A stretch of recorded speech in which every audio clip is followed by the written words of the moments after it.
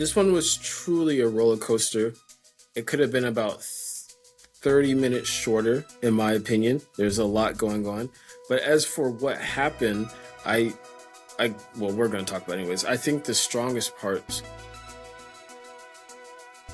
revolved around Rue, especially her eventual passing. I think if they had done that, focused on Ali a little bit more, and maybe just like wrapped up the other stories, it would have been fine. I genuinely think it would have been fine. But separate from the other ones, I think similar. All of them were just like, you kind of end up like, what was that?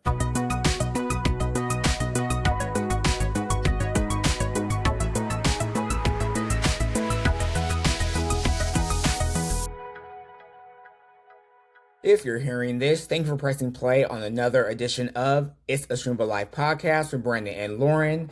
We are in the middle of June now. May have come and gone. And we are in looks like the throes of summer. How have you been? Pretty good. Yeah, it's been pretty warm, but I've been staying busy. The summer, I try to find something to do like almost every weekend, even if it's just random. I love being out, so I don't mind the heat. So, yeah, I went to a little performance this past weekend, some open houses, but yeah, I've been good. Yeah, same here. Been pretty good. I went to an open house in Indy / IU event at Yeah, Lucas Oil Stadium, which was nice. So yeah, it was nice to get out, see people, kind of do something for a change, and hopefully do that the rest of uh the summer as well, as the weather right, is nice, before it gets unbearable. right, exactly. All right, we're going to jump right into our headlines as we have a double feature presentation episode for you. So first up, the biggest news recently has been the firing of Scott Pelley from 60 Minutes. As we know, he's been with the news magazine production for 37 years, and in the face of the Barry Weiss takeover and a new executive producer in Nick Bilton, he stood up to this regime that many allude that is trying to insert political bias into their news reporting to support the administration's agenda.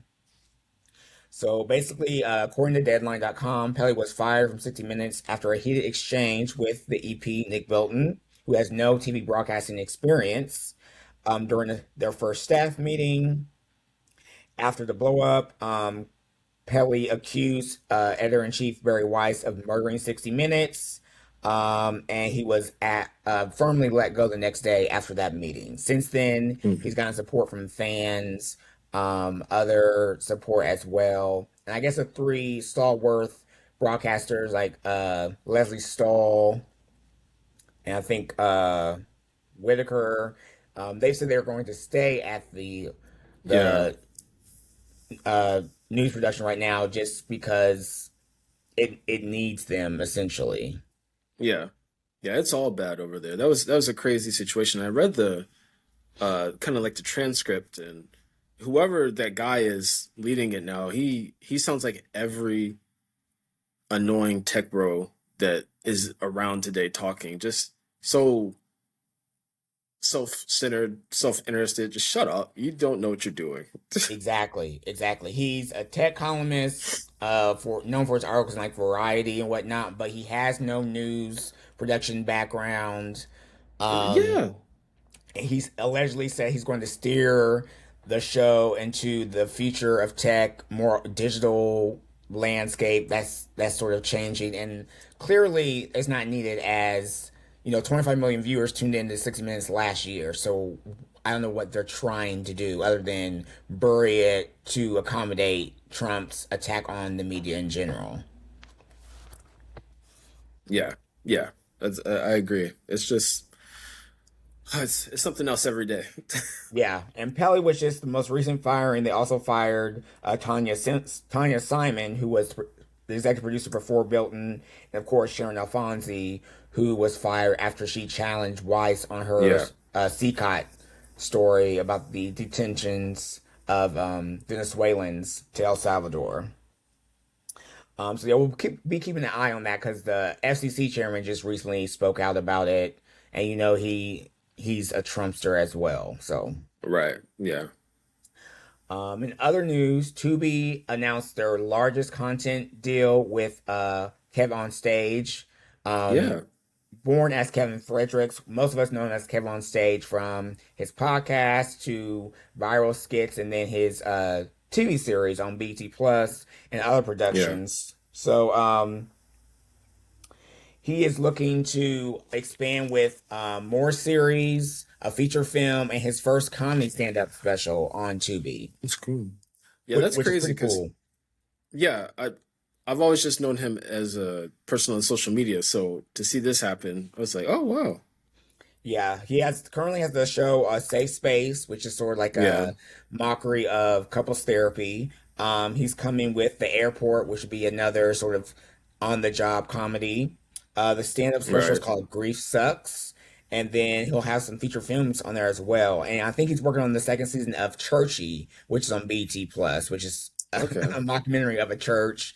Right. I think he plays like a trustee who thought he was going to get a certain position, he doesn't. So I need to tune into his stuff because he's genuinely entertaining, um, and he seems to be likable. Um, Nothing in his closet. They even try to come for him for supporting the LGBTQ community as a Christian, and it's like you guys give it Uh up. right. He's not a bad guy. So No, no. In other news, I just recently returned from the ATX TV Festival in Austin this Yes. year at the end of May. And you'll be hearing some of that bonus content this week. I recently released the interview with the cast of House of the Dragon today, Mm, which is Monday, so you'll be able to hear that and some other interviews as well as I get them transcribed or whatnot. But it was a good time. The that's big cool. marquee events, of course, were House of the Dragon. They celebrated 30 years of Everybody Loves Raymond.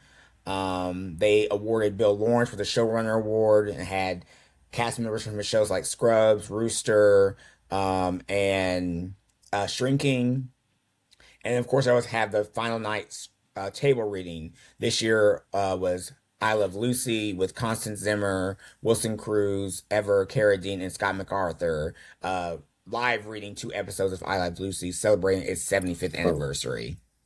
damn. So some of that stuff you can find on YouTube. They post some panels later on. The week is full of panels and programming and different activations, stuff like that. So just search for ATX TV Festival, and if you're interested, look how much the badges and stuff are for next year and start planning. So it's always Yeah. usually end of May, beginning of June in Austin. Yeah, good stuff. Finally, we've got Game 3 of the NBA Finals tonight. The Spurs find themselves down 2 games, and the Knicks seem to be unstoppable as they've won like their 13th straight game Something like in that. Yeah. in the playoffs, which is I crazy. think the Spurs can get one tonight, mostly because I think Donald Trump is bad luck and he'll be there. Um, but overall, I think the Knicks will probably end up winning the series. The last game, that was San Antonio's, and they just gave it away. Yeah, But yeah, we'll see. yeah. This I think people are rooting for the Spurs because they're so young, but Right. because they're so young, I think Knicks will take it. Yeah. Mike Brown is a very distinguished coach. Like he's proven Right. himself since the days in Cleveland that he can win. Yeah. And these players are just more seasoned than Victor and his team. So we'll Yeah. have to see. And it's also showed that not only is it just a rivalry, but nobody on the East could stop the Knicks. In the last 3 years, it's been the Pacers. Now the Pacers are out, and now they're just running through, and Coasting. it's Yeah, right. Yeah, they've made it look so easy. So, yeah, it's kind of wild. all right. Because I definitely didn't think we were going to beat them. So No, no. Tyree's going to have to come on back, bro. Yeah. Come on back. All right, those are our headlines, and now we're going to get into our double feature presentation.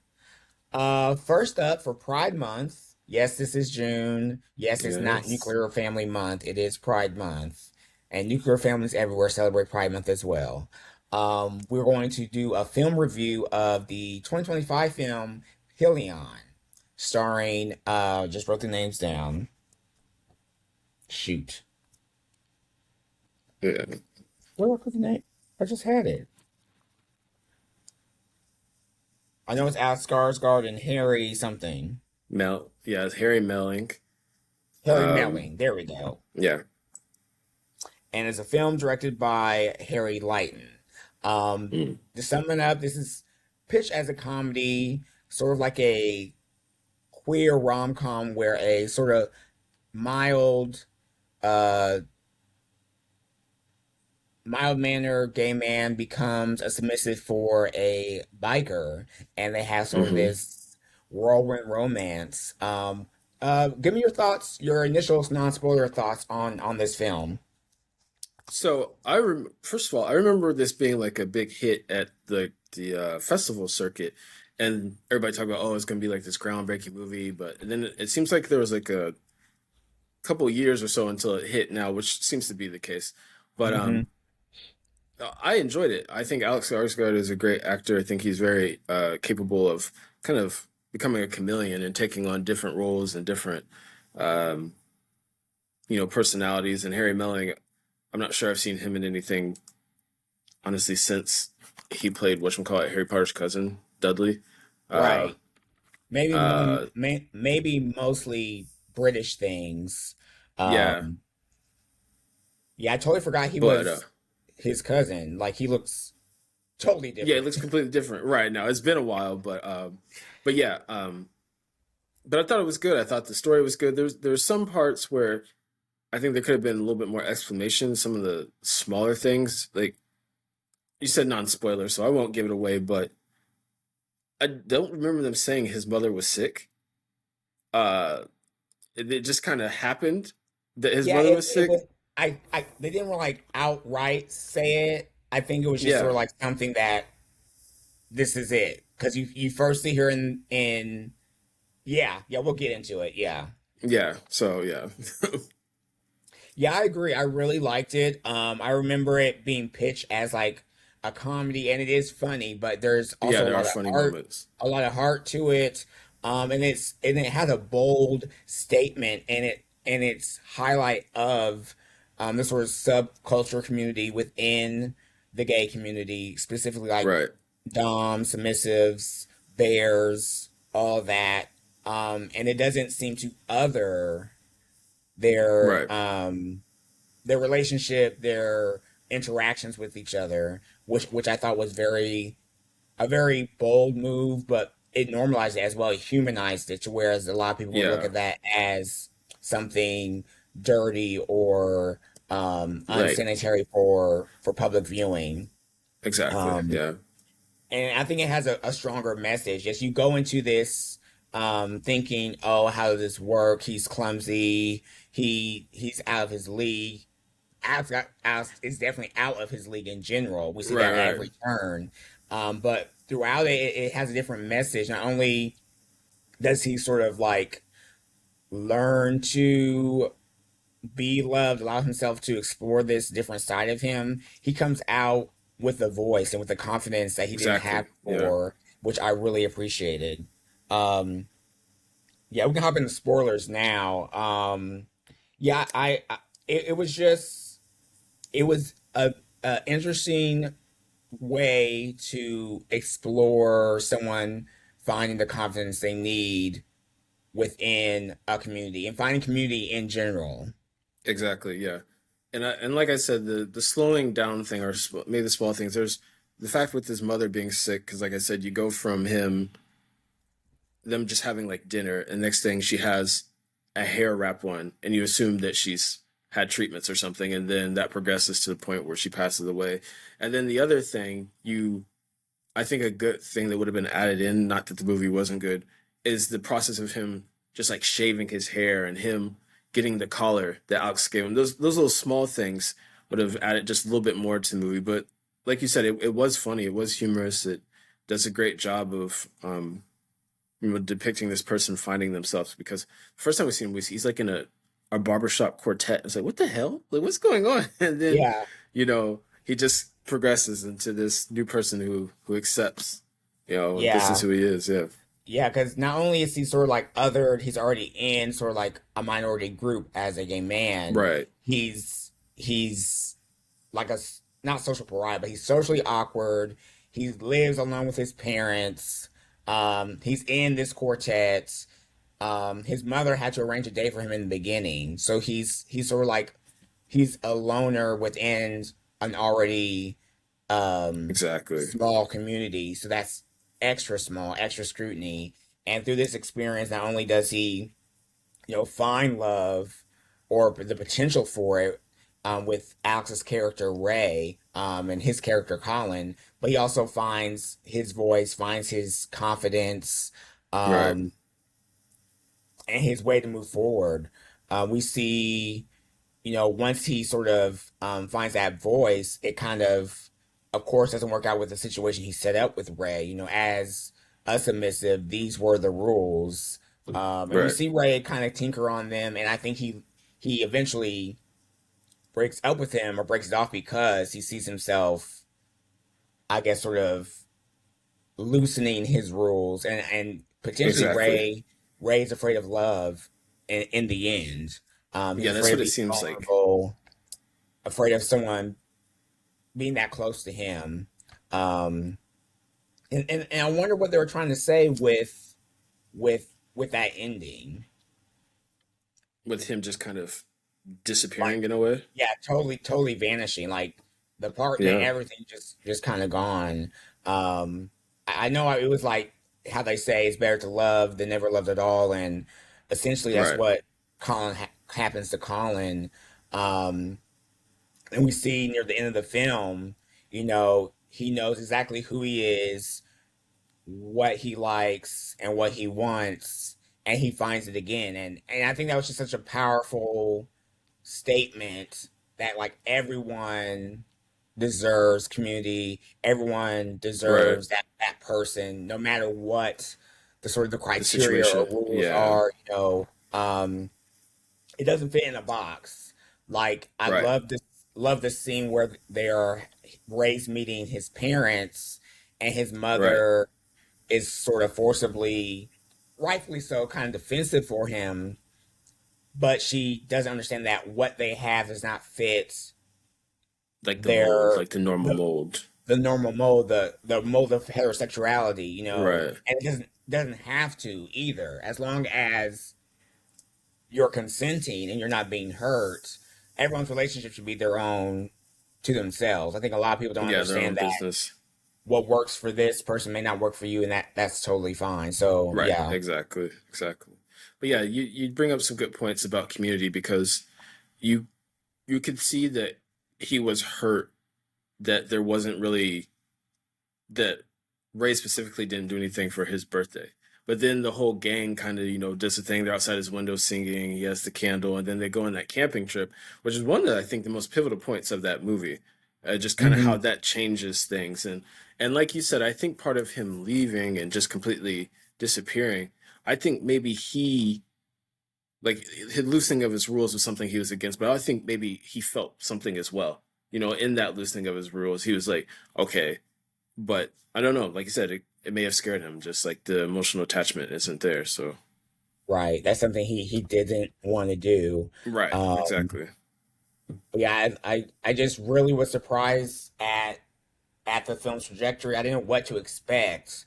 And I really appreciated the plain display of that lifestyle. Um, there weren't any sort of like censorship or whatnot. Of course, it's rated; they're not going to show everything, but they just really embrace the director really embraced that community, Hmm. sort of normalize their behavior and show that they're just like us. They're like anybody else. They just have a way of Exactly. exchanging that affection, which I thought was really Right.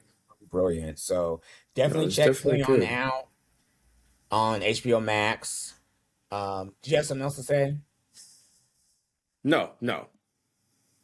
Oh, okay. All right. It's on HBO Max now. There, after I watched it, it showed Pillion unrated. So I know there's like a different version Oh, too. I don't yeah. know. It looked like it's the same length. Um, so yeah, I wasn't sure, but yeah, it was Okay. good to see a film where not only was the person supported by their parents, but they Right. found the strength to also move on, in spite of what their parents Yeah. wanted for them and whatnot. And Yeah, and that was another thing I was going to say earlier. I thought that was an interesting point. It wasn't he didn't have a battle with the parent like you do in so many queer films, which is, fair. That is true. That happens. But yeah, I thought that was an interesting aspect of it too, because his parents were like parents to a heterosexual kid. Like, why don't you go meet this person? Why don't you do this or try this event? And when do we get to meet your new guy and this? And so yeah, it was pretty interesting. yeah, yeah. Very well written, very well Hmm. written, humorous, but with a touch of enough of humanity, um, Right. to make it more interesting. Yeah, yeah, I liked it. I liked it a lot. Now, on from a very inspiring story to one of a mixed bag per se. We had the grand Lord. series finale of Euphoria, HBO's Emmy-winning series starring Zendaya, created by Sam Levinson. Um, a lot of stuff was riding on this season, given the first two seasons were, you know, pretty overwhelmingly loved, from the soundtrack to the actors to the plot and whatnot. Hmm. Many felt that the show could end with the second season, leaving it open Yes. ended either way. Um, but we did get the third season, which was marred by controversy of alleged toxic behavior on set and whatnot, and of course the loss of three people from the series in general: actors Hank Hmm. McCloud and Eric Dane, and executive producer of the series also passed away since the second season. So we experienced Levinson rewrite the entire show, to present it as sort of like a Western exploration of the American dream. Yeah. Um, we kind of pick up where we left off 5 years later. Our high schoolers are now young adults, all living their lives. Zendaya unfortunately winds up becoming a mule because she owed Lori money, Money. and through this Yeah. experience, she becomes starts working at a strip club for a man named Alamo Brown. And between Lori and Alamo, our simple story becomes much more complicated. Right. Um, what did you think of this episode alone, separate from the rest of the season? This one was truly a roller coaster. It could have been about 30 minutes shorter, in my opinion. There's a lot going on. But as for what happened, I, well, we're going to talk about it anyways. I think the strongest parts revolved around Rue, especially her eventual passing. I think if they had done that, focused on Ali a little bit more, and maybe just like wrapped up the other stories, it would have been fine. I genuinely think it would have been fine. But separate from the other ones, I think uh, similar. All of them were just like you kind of end up like, what was that at the end of it? What did I just watch? What's the point? So yeah, Yeah. I don't know. Yeah, I would say, as far as for the show in general, Rue is always the strongest part of the story. She's the Exactly. protagonist. And I thought, like you said, her transition scene was beautifully done, beautifully Mm-hmm. acted. The way they tricked us into thinking she was on this mission to pick up Fez from Right. escaping jail, and noticing that's not the case was tragically beautiful. I thought Coleman Domingo was excellent as Ali Oh again. yeah. The way he sort of, um, his reaction to her passing, and his eventual decisions to get avenged for what essentially was her murder. Um, Right. was also beautiful. The final confrontation, beautiful cinematography. Sam knows how to film stuff. It just Absolutely. feels, and I Too can't say much. it is too much. I can't say it's not Euphoria, because we had the season two Yeah. finale with uh Fez and Ice Tray that was sort of like a violent undergoing. But this was different in the sense that he injected it with Yeah, more of a like a cowboy western exactly. showdown. Yeah, it felt Um, very Clint Eastwood, Quentin Tarantino ish. And I think the season two finale was much more realistic in the sense that like you could turn on the news and hear that that happened in the United States. I right. would not be surprised. But this showdown they had in the strip club was just it wasn't bizarre, and it was good to see that he got revenge on it. But that was going on. You had the Maddie storyline with Alamo and him wanting to impregnate. It was just there's a lot in the end of this series. So Yeah, a lot, a lot. So let's kind of run through where everyone else ends up. right, Zendaya's Rue unfortunately passes away right, after escaping Lori's prison. hmm Alamo gives her a Percocet to heal her hand, and she unfortunately, as an addict, she goes to take another one, I want and let me he question. laced it. Okay, go ahead. Go Okay, ahead. I was gonna say, and we'll make this quick. Do you think she overdosed or she was murdered? Do you think he did that intentionally? Like, let me give her this little bit, knowing she's going to go for more because of her problem. I think he did intentionally Yeah. because he wanted to take her out. He found out she Right. was the Yeah. rat, and he's not a good person. We Exactly. find out essentially that he's trafficking these girls. Angel, Yeah. she wasn't going to rehab, girl. We knew he sold her Right. out, and while she got the IDs from Lori to not implicate him in that mess, he wasn't going to allow her to carry on. So Exactly. I saw the argument too. Like people said, two things could be true at once. Yeah, she was an addict, and taking that second pill might have been a relapse for her. But like many addicts, they don't expect to die from Exactly. one Yeah. pill. And unfortunately, the lacing of fentanyl is very prevalent Yeah. in the country. It's a real thing. So like she took the next pill, and unfortunately, it was one that killed her. Ali takes upon himself. He relapses after basically giving up the ghost. He sort of gives up his Right. his religion, his beliefs, his standards because he's tired of losing people. And he enacts revenge on Alamo. Maddie and Cassie. That story. Maddie, Yeah. I do appreciate Alexa Demi's performance. 'Cause I think she gets Yeah. I'll give her that. overlooked. Yeah. She's an excellent actress, and she does Maddie well. Maddie basically figured out that she's not the boss bitch that she thinks she is, No. and because she exploits, casting these other girls, she can be as easily exploited. Right. Like that machine just Alamo gobbled her up, and she's never been. I mean, with Nate maybe, but she was able to manipulate back. Alamo bested her, and she wasn't ready. Right. With Cassie, she loses Nate. He dies in a spectacularly crazy way, Yeah. and she decides to carry on, act as if it hasn't happened. Doesn't even tell Lexi that he's dead. He's just gone, which is right. wild.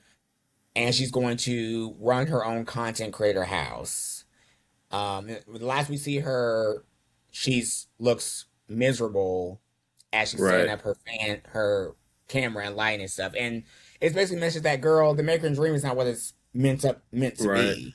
And I did like that scene because when it pans out, it looks like a Barbie house, and it looks very much like there's this fake life with this fake person in here, and this is what it looks like from the Hmm. outside. And I thought that was really well done. It really did look like a toy house, but Yeah, she was a doll basically. yeah, yeah, With Lexi, she just again she finds out she's not as smart as she thought she was, I guess. I'm not really sure. Her exploration of the Bible, maybe she's just exploring like who she really wants to be, essentially. exactly, yeah. I did think that was funny though because Cassie asked her if they made a new Bible at one point where they're talking about it, and she's like, "Oh," because she says, "Oh, there's sex and all this danger in there," and Cassie's like, "Oh, so they wrote a new one," and she's like, "No," like I thought that No. was funny. And then Jules, of course, kind of similar to Cassie, Jewel becomes sort of this prop for this man that she says that loves her but never really wants to be with her. Um, Exactly.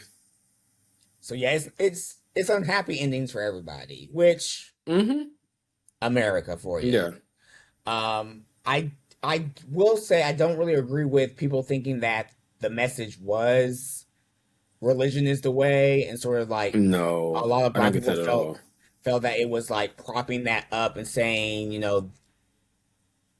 that was the that's the solve for everything, and that it was like MAGA focus, and I thought that was No, it was the antithesis of all that.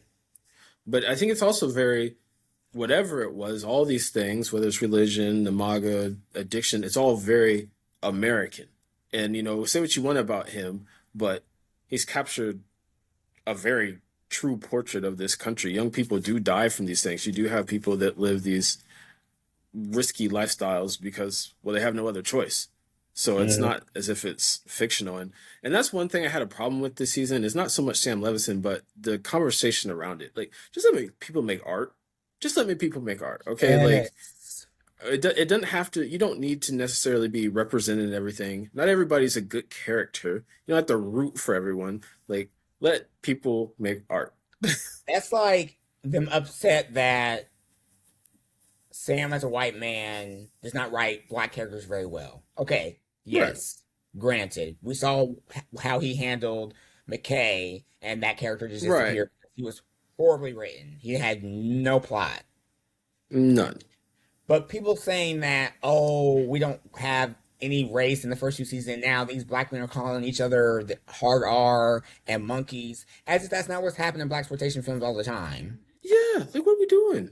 As Like, if what's people going don't do that on? all the time. Like, it's a Western. They're enemies. I don't Right. understand how we want every black person on screen to be some type of upright villain or upright protagonist. It's Because, it, yeah. No, go ahead.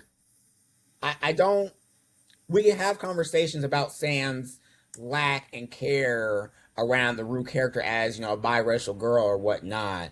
But I don't like this need for every black person on screen to fit what we think a black person should look like. Yeah. Not everybody has to be like this nice character. And I completely agree with you because this conversation comes up all the time. And the last time I heard it was around Is God Is about Sterling K. Brown's character and all that conversation and it was and not wanting to like their mother and everything. And it's just like what are we doing? And now there's a conversation about uh Moonlight being pushing DL men and stuff. It's like what are we doing? What are we doing? Like It's that story. right, I exactly. think we are starved for representation, which Mm-hmm. knock knock. If you look off of mainstream media, if you do a Google Exactly. search, you can find other representation. Like black people are Right. working in film and TV and animation, like it's out there. It's just not on Fox anymore. Go out and find it. Right. But we're so starved for representation. We think every person on screen is supposed to be everything to every black person. Every black person is not the same. Yeah, not a monolith. And to we'll move on, but to piggyback off your point about going out and looking for it and finding these black shows and black art and all these other things ties right into that conversation about black Americans getting upset about black British people saying like they're taking roles. There's maybe five black British people that we see over and over and over and over again. But if you go to this streaming service or this station and this, you'll find black Americans doing all sorts of things. So I just yeah, I don't. This generation, this time, this society, just no.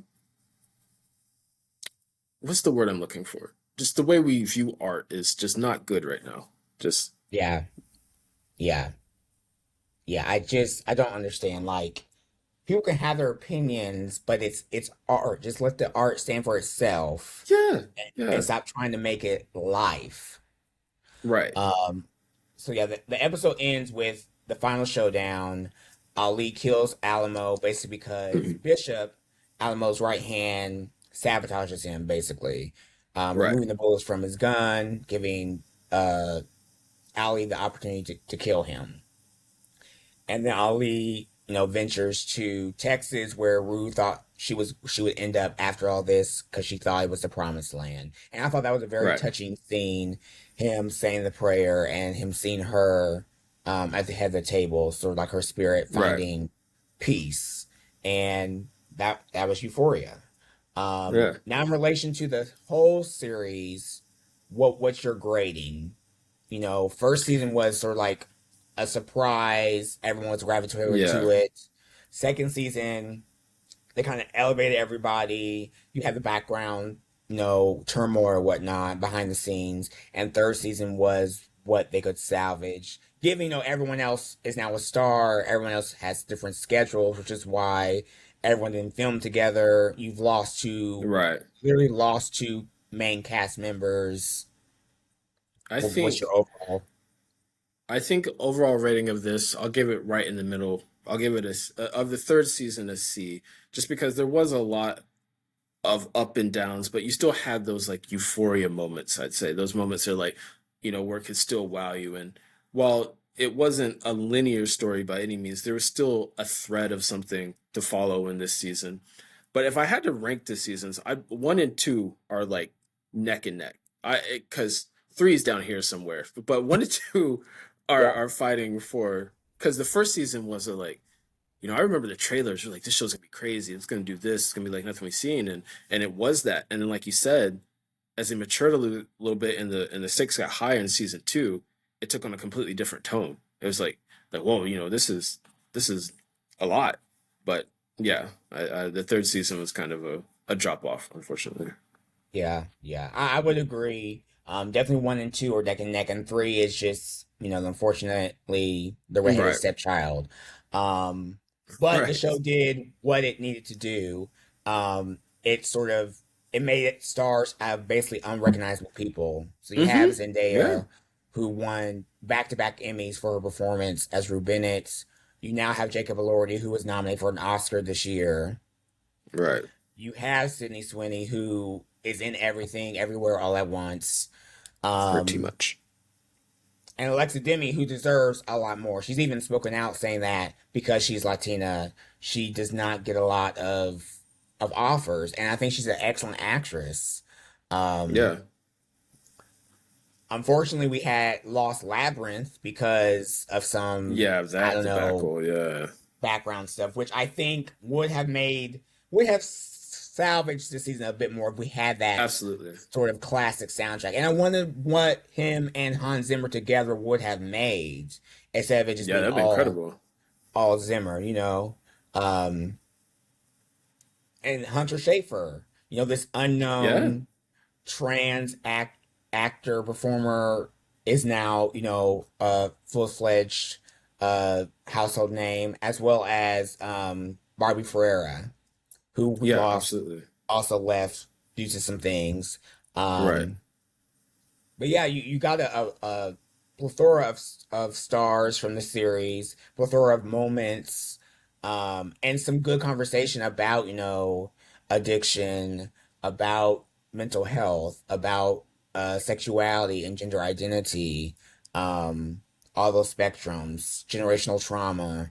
Um, Right. yeah, Euphoria was a thing, Yeah. whether you like it or not. I would be interested to see what the original series was like. Um, it was an original Israeli series. It was just as based Oh on. yeah. Yeah, so I do believe the character in that show does die at the end as well, but I just don't think it lasted as long. Yeah. Um, because And America while I was loves long watching it, seasons. one thing I kind of asked myself was like, HBO has so many shows. Like, does this go in that category of, The Sopranos and Oz? Is it something that people will be going back to and watching again? And for me personally, I doubt I will. Not that it was bad, but like it just doesn't. It's just not in the same. I don't know. It Right. just doesn't feel the same as like The Sopranos, the way that they get talked about, or Oz, or all these HBO, Sex in the City. So And also, it's a very different show for HBO. They haven't really yeah, done any teen, young teen, adult exactly, dramas. Everything has been grown folks, which I right, always go back to. If this had been set in college, where some of those behaviors would be more believable. acceptable, yeah, Yeah, believable for the age group, it may have been more successful. I don't know, right, but right. it has captured sort of like a generation. Oh, absolutely, I think that will sort of carry on. And you can't think of Zendaya without thinking of Euphoria. So it'll all be on her exactly. Yeah, resume. And it was her transition from sort of Nickelodeon to adulthood. right. Yeah. So all three seasons are streaming on HBO Max for Euphoria. And now we get into our streams of the week. Let's first start with our similar watch here. Season 3 of Interview with the Vampire arrived this week. It has been retitled The Vampire Lestat as it focuses on Sam Reed's character in the aftermath of Daniel Malloy's book coming out. This was actually the mystery screening at ATX TV Festival. Oh, So okay. they screened the first episode and had a Q&A with Roland Jones, the creator and showrunner of the series. What did you think of the first episode and sort of its tonal shift compared to the first two seasons? Well, yeah, the tonal shift is definitely apparent. It it seems a little bit. Obviously, Lestat's going through stuff in this series as you watch it, and you can see that he talks about what he's been up through all this time, but it seems a lot more comedic, lighthearted in a way. There's like it's just kind of it's different than the previous two seasons, but it took me a little bit to kind of get into it. I won't lie because there was a lot going on with him being this rock star, and then you've got every there weren't really flashbacks, but it wasn't until he kind of described like what he went through over the years and um, what brought him to this moment and why he did it that I was kind of like, okay, like I'm a little bit more um, in tune with it, I guess. But yeah, it was a good Right, episode, and just kind of excited to see where it goes. right. Yeah, this episode definitely plays a lot with his narration, a lot Right, with time and tone. Um, Basically, as we remember seeing him at the end of Interview with the Vampire, he's practicing on the keyboard. He's saying music has always been a part of his life in general, but he's decided to join a rock band and go on tour as right, a reaction to Louis' depiction of him in Daniel's book. And through this tour, not only is he sort of exorcising some demons, but we're going to learn more about his past, which we exactly, yeah, see with the woman Gabriella, who we see at the end of the first episode, and right, their complicated relationship. Yeah, the tone is very comical. Every vampire had its funny moments, but it was definitely more serious, especially from Louis' point of view. With Lestat, right. the comedy is dark, to say the least. Um, but I have seen the second episode, so they have screeners, and it does return to sort of that more focused, Okay, uh, narrative linear thing. So yeah, this episode definitely just sort of sets up that this is sort of like a reinvention of the series, but we are still going to get a lot of what we're used to. Jacob okay, that's Anderson good. still appears as Louis. We still have Eric Yeah, Borgeson as Daniel. So yeah, it's very exciting. But yeah, the first okay, episode was a lot, but I think it sets the tone for what we're about to experience. exactly, yeah, So Vampire Lestat airs Sundays at 9 p.m. on AMC and AMC Plus, where you can stream it. I see that you got into Apple TV's Cape Fear. Let me know about this. yeah. So this is very good, and it is a remake of a remake. Most people will know the Robert De Niro version that came out in the late '80s or maybe the early '90s, and Yeah, it was 1991 that came out with Robert De Niro. But in this version, um, he's played by that character is played by Javier Bardem, and the it also stars Amy Adams, and I can never remember that guy's name. Oh my God, hold on a second. That's the guy from the what you call The it movies, Ghost right? movies. Yes, Yeah, we're right there. Patrick Wilson. Uh, yeah, so he's in it as well, and well, the background, and they've changed some things, but Amy Adams' character is a attorney that helps um, kind of wrongly convicted people become free. And in this instance, Javier Bardem's character is like this crazy maniac person that they have a connection, and he gets free after so many years when he was supposed to serve, I believe, like a life sentence. Something happens where he's freed, and he immediately goes after them. And you get a little bit of him messing with them, but it's she goes to this gala and speaks, and he's there, and that's kind of what kicks things off a little bit. But that's just episode one, and I didn't get into episode two. They brace those two together, and then episode three comes out the 12th, which will be Thursday. Um, wait, is it? No, Friday. right. Uh, but yeah, so far the performances are good. I'm trying to think. You can't really compare it to the Cape Fear from with Robert De Niro because that was genuinely like terrifying. He felt insane. Javier Bardem seems a little bit more. I won't say campy. That's not the right word, but a little bit more exaggerated. Not he's not as scary. He's an incredible actor, but it doesn't give you the same vibe as a movie, which may be a good thing to not completely Right, do it. right.